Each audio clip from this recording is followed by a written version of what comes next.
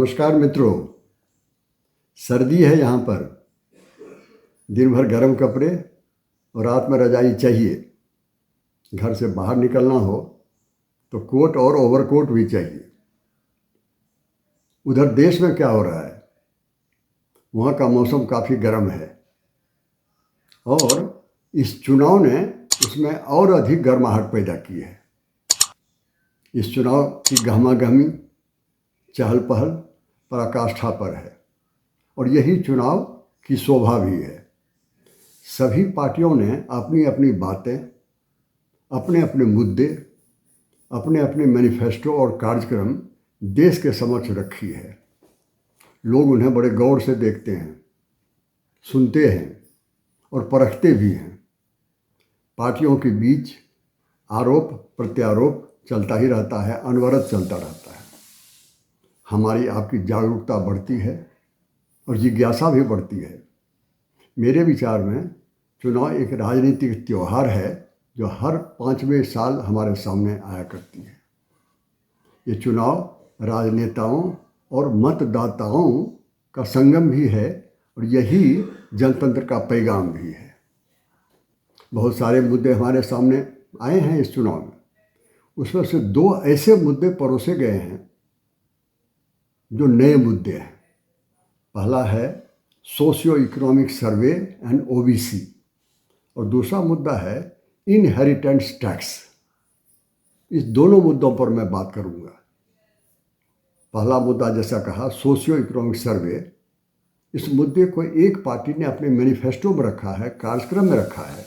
उनका कहना है कि अगर हमारी जीत होगी चुनाव में तो हम इस मुद्दे पर इसका मूल्यांकन करेंगे और फिर इसको हम लागू करेंगे। इसमें 2 बातें हैं। इस मुद्दे का उद्देश्य क्या है? जो सोशियो इकोनॉमिक सर्वे का उद्देश्य क्या है?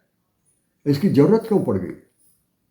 उद्देश्य के बारे में उस पार्टी ने कहा है कि सामाजिक आर्थिक सर्वे हम करेंगे और पता करेंगे ये जो कमज़ोर वर्ग के लोग हैं उनकी हालात क्या है और फिर उन्हें कैसे न्याय दिलाया जाए। यही इसका उद्देश्य है। और दूसरी बात, जैसे मैंने कहा, इस सर्वे की ज़रूरत क्यों पड़ी? इसके बारे में 4-5 कारण गिनाए गए हैं। उसमें पहला कारण ये है कि पूरी दुनिया में भारत आर्थिक और सामाजिक विषमता में पराकाष्ठा पर है। थोड़े 2-4 कमज़ोर गरीब देशों को छोड़ दीजिए तो बाकी देशों में भारत में सबसे अधिक आर्थिक सामाजिक विषमता है। सोशियो इकोनॉमिक इनइक्वालिटी है। ये सच है, ये कहा गया है, पहला कारण। दूसरी बात, इन्हीं कारणों से भारत के बारे में कहा गया है कि ये गरीबों का धनवान देश है। गरीबों का धनवान देश है, ऐसा क्यों कहा गया? वो इसलिए कि 40% जो यहाँ की दौलत है, यहाँ की संपत्ति है, वो सिर्फ 1% आदमी के हाथ में है। 70% जो संपत्ति है देश की, वो सिर्फ 22 परिवार के हाथ में है, 22 फैमिलीज के हाथ में है। अब आप देख लीजिए। और बाकी लोग, शेष लोग, वो सिर्फ टैक्स देते हैं। वो करदाता हैं, वो टैक्स दाता है और वो उनसे भी अधिक टैक्स देते हैं जो धनवान हैं। अब देख रहे हैं ना कि 2 भारत है। एक तस्वीर भारत का चमक रहा है, एक बिल्कुल अंधेरे में है। ये 2 भारत है यहाँ पर। आपने सुना होगा कि ये जो यहाँ की जो गरीबी अमीरी की खाई है वो सिर्फ चौड़ी नहीं, गहरी भी बहुत है।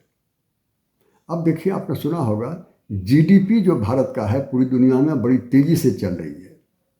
India GDP is one of the fastest in the world. आपने सुना होगा ये बात सही भी है कि 7%, 8%, 6% दुनिया में किसी का नहीं है। तो जीडीपी बड़ी तेज़ी से हमारी बढ़ रही है, लेकिन साथ ही साथ बेरोजगारी भी उतनी ही तेज़ी से बढ़ रही है और बदहाली भी, बेबसी भी उतनी ही तेज़ी से बढ़ रही है। यही मैंने कहा कि एक तो जीडीपी पराकाष्ठा पर है और दूसरी जो सच्चाई है कि ये गरीबी, बदहाली और बेरोजगारी बिल्कुल नीचे है। 2 तस्वीर है भारत की। ये हुआ जीडीपी की बात। अब आपने ये भी सुना होगा कि पूरी दुनिया में जितने भी दौलतमंद देश हैं, धनवान देश हैं, भारत कहाँ खड़ा है? 5वें नंबर पर सिर्फ। 5वां दौलतमंद देश है, 5th largest economy in the world. ये तो हुआ दौलत में भारत चमक रहा है।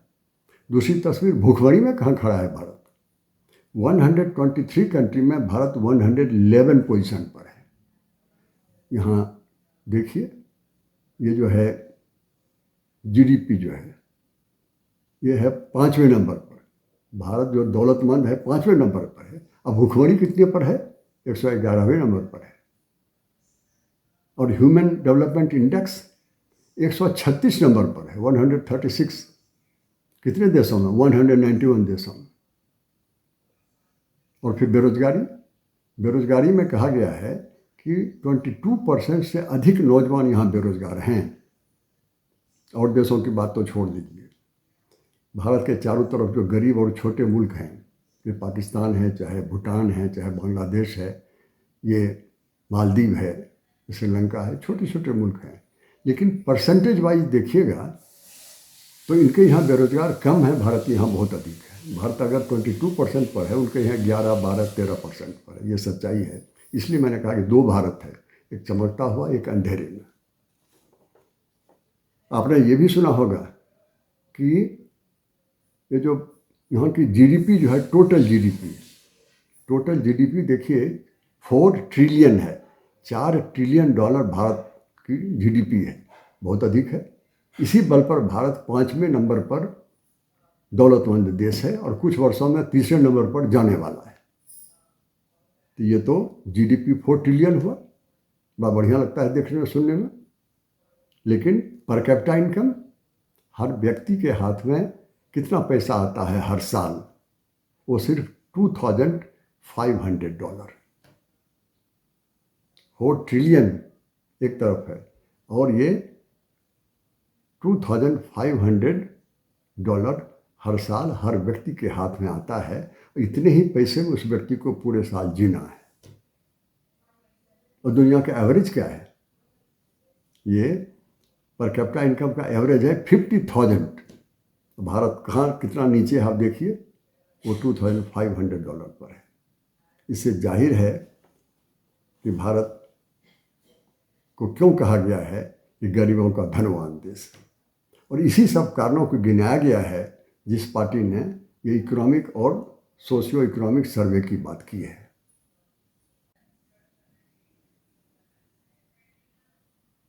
ये तो बात हुई पहले मुद्दे की, सोशियो इकोनॉमिक सर्वे की। अब हम देखेंगे इनहेरिटेंस टैक्स, दूसरा मुद्दा जो मैंने कहा था। इनहेरिटेंस टैक्स अर्थात कि जो संपत्ति हमको विरासत में मिलती है, बुजुर्गों से मिलती है, उस संपत्ति पर जो टैक्स दिया जाता है उसे कहते हैं इनहेरिटेंस टैक्स। ये इनहेरिटेंस टैक्स की जो बात है, किसी भी पार्टी ने अपने मैनिफेस्टो में नहीं रखा है, ये जान लीजिए। मैनिफेस्टो में किसी ने रखा है? तो मैनिफेस्टो में नहीं रखा है तो फिर हमारे सामने कैसे ये मुद्दे आ गए? ये मुद्दे इसलिए आ गए कि पार्टियों में जो आपस में वाद विवाद हुआ, उस कारण से हमारे सामने ये मुद्दे आए। जो भी हो, मुद्दे तो आए हैं और जानना है इसके बारे में। लेकिन ये इनहेरिटेंस टैक्स का जहाँ तक सवाल है, भारत अनभिज्ञ नहीं है। ये यहाँ लागू था, 1953 से 1985 तक ये लागू था। बार बार इस पर अमेंडमेंट करना पड़ता था और अंत में 1985 में इसको समाप्त कर दिया गया। उसमें वीपी सिंह थे फाइनेंस मिनिस्टर। जब वो बजट रख रहे थे पार्लियामेंट में, तो उन्होंने कहा था कि मुद्दे को हम समाप्त कर रहे हैं। इसके 2 कारण हैं। एक तो कारण उन्होंने बताया कि डबल टैक्सेशन। इसका अर्थ ये हुआ कि जब आदमी जीवित रहता है तो वेल्थ टैक्स देता है, जब गुजर जाता है फिर उसी पैसे पर इनहेरिटेंस टैक्स हम लेते हैं। तो एक ही पैसे पर 2 बार टैक्स दिया जाता है, इसलिए इसको बंद होना चाहिए, समाप्त होना चाहिए। दूसरा कारण पता किया कि इनहेरिटेंस टैक्स से जितने पैसे हमारे हाथ में आते हैं, उसे वसूलने में उससे अधिक खर्च हो जाता है। हाथ में पैसे कम आते हैं, वसूलने में खर्च ज़्यादा हो जाता है। इस दोनों कारणों से 1985 में इसको समाप्त कर दिया गया। ये बात भी सामने आई है कि अमेरिका में है ये टैक्स। लेकिन पूरी सच्चाई सामने नहीं आई है। एक बात जान लीजिए आप कि अमेरिका की जो केंद्रीय सरकार है, सेंट्रल गवर्नमेंट, फेडरल गवर्नमेंट कहलाती है, वहाँ आज तक ये इनहेरिटेंस टैक्स कभी था ही नहीं, ना आज है, कभी लागू हुआ ही नहीं। यहाँ 50 स्टेट हैं, 50 स्टेट है, उसमें से सिर्फ 6 स्टेट ऐसे हैं जो अपेक्षाकृत छोटे हैं। 6 स्टेट, सिर्फ वहाँ पर इसे लागू किया गया है, और वहाँ भी इसमें काफ़ी छूट है। जो लोग इस छूट का फ़ायदा उठाते हैं वो टैक्स नहीं देते हैं, और जिन लोगों को देना पड़ता है, बहुत थोड़े से लोगों को, मुश्किल से 5 to 15% टैक्स देते हैं। तो ये तो हुई दूसरे मुद्दे की बात। अब ये जो दोनों मुद्दे हैं, तो इसके बारे में दूसरी पार्टी ने इसकी आलोचना की है।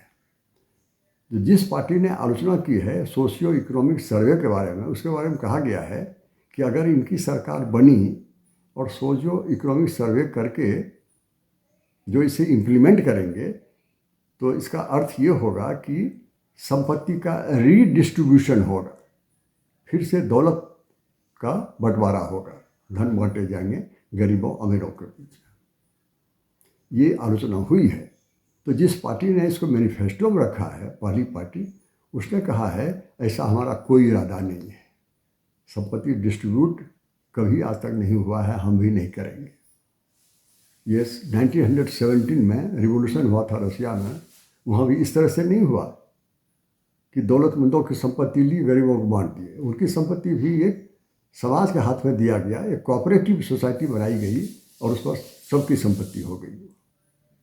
इस तरह से इनका कहना है, इस पार्टी का, हम रीडिस्ट्रीब्यूट करने नहीं जा रहे हैं, ये गलत आलोचना हुई है हमारी। ये तो ठीक है, उनका कहना सिर्फ हमारा उद्देश्य है न्याय दिलाना कमजोरों को, ये गलत कैसे हो सकता है। अब देखिए, ये तो हुआ सोशियो इकोनॉमिक, लेकिन दूसरी पार्टी ने इनहेरिटेंस टैक्स की भी आलोचना की है। उन्होंने कहा है ये जो विरासत की बात ये करते हैं, जब अगर ये जीत गए, इनकी सरकार बन गई, तो विरासत की सारी संपत्ति वो छीन लेगी सरकार, लूट के चली जाएगी आपसे। आपके गले में जो मंगलसूत्र है विरासत से मिला है सोना, वो भी निकाल के ले जाएंगे, सोना भी ले जाएंगे, ये कहा गया है।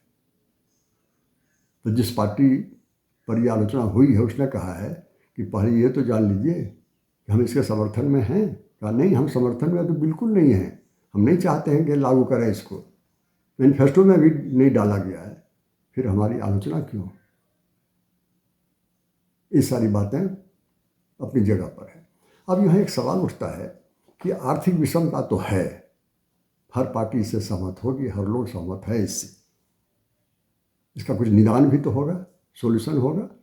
तो क्या सॉल्यूशन हो सकता है? बहुत सारे हो सकते हैं, ये तत्काल जो 4-5 हैं मैं उसको गिना देता हूँ। पहला ये है कि धनवानों का जो टैक्स है इधर कुछ वर्षों से कम कर दिया गया है, उसके बारे में कहा गया है कि ये कम जो हुआ है वो बंद हो जाए, कम ना हो टैक्स। दूसरी बात कहा गया है कि जो व्यवसाय करने वाले हैं, धनवान लोग, टैक्स उनका कम मत कीजिए, लेकिन सप्लाई चेन की जो सुविधा है उसको बढ़ाइए। वो जो सुविधा होगी, शांति से वो काम करेंगे, व्यवसाय करेंगे, हमको भी पैसा मिलेगा, उनको भी पैसा मिलेगा। तीसरी बात कही है कि ऐसे व्यवसाय को बढ़ावा दीजिए, ऐसे बिजनेस को आगे बढ़ाइए जहाँ की अधिक रोजगार हो रहा हो, जो अधिक रोजगार पैदा करता हो, ताकि बेरोजगारी हम खत्म कर सकें। आगे कहा गया है कि मिनिमम वेज, कम से कम मजदूरी और काम के घंटे बिल्कुल तय होनी चाहिए और सख्ती से पालन होना चाहिए। दूसरी बात कही है कि सरकारी सेवा में बहुत सारे जो पोस्ट हैं वो खाली पड़े हुए हैं, उसको तुरंत उसको भरनी चाहिए, तुरंत उस पोस्ट पर बहाली होनी चाहिए, ये कहा गया है।